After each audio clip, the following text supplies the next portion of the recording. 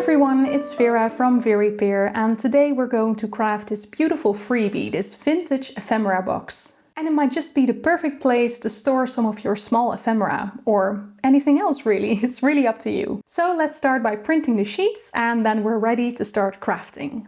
I printed these sheets on 180 grams matte photo paper, and for this box I really recommend printing on heavier printer paper than your usual printer paper. And that is because the heavier the paper, the sturdier your box will be.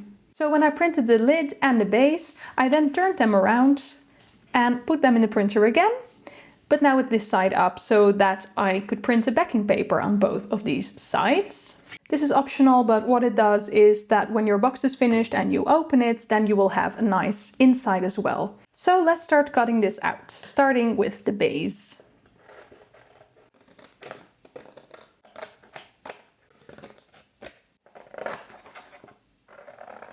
So we've cut out the two parts, and when you turn them around you see they have a lovely backside as well. So let's now start scoring them. To score the panels I'm using a scoring board, but no worries if you don't have one. You can just use a ruler and something sharp like an empty pen or an old bank card or maybe a bone folder if you have one, and that works perfectly fine as well. This just goes a little bit faster. I'm scoring all sides of the flaps first.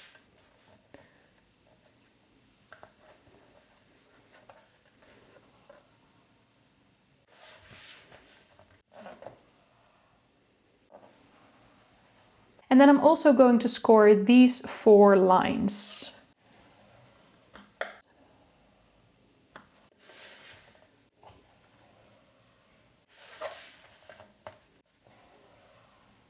And that's one piece done.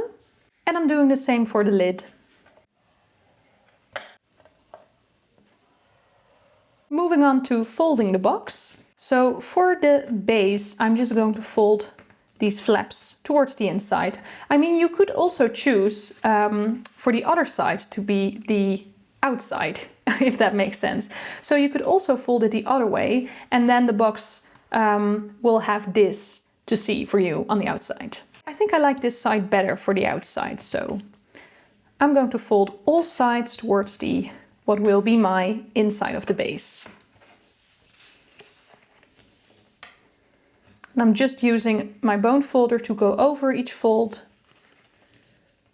so that it's really in place. And for the flaps, I will also fold them towards the inside.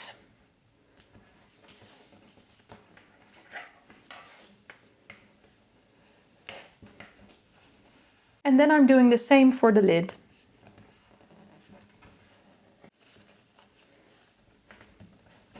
There we go. Now we can finally start to assemble the box. So I'm starting off with the base, and well, you kind of already see where this is going maybe, because when you fold all flaps towards the inside, you will have a little box. And that is what we're going to do. I'm using a glue stick, but you could also use another kind of glue or double-sided tape. It's up to you. I like to use glue stick because it gives a little bit more space and room to wiggle around if I don't glue it perfectly in the first time. So I'm just putting some glue on each flap, and then you can connect this flap towards the inside of the base.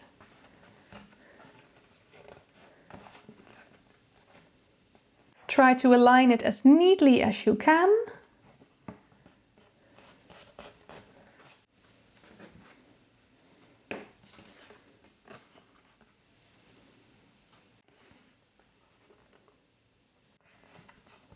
And that's the base done. Let's move on to the lid. This works the exact same way. So I'm going to glue each flap very well and aligning it with the side and gluing it down.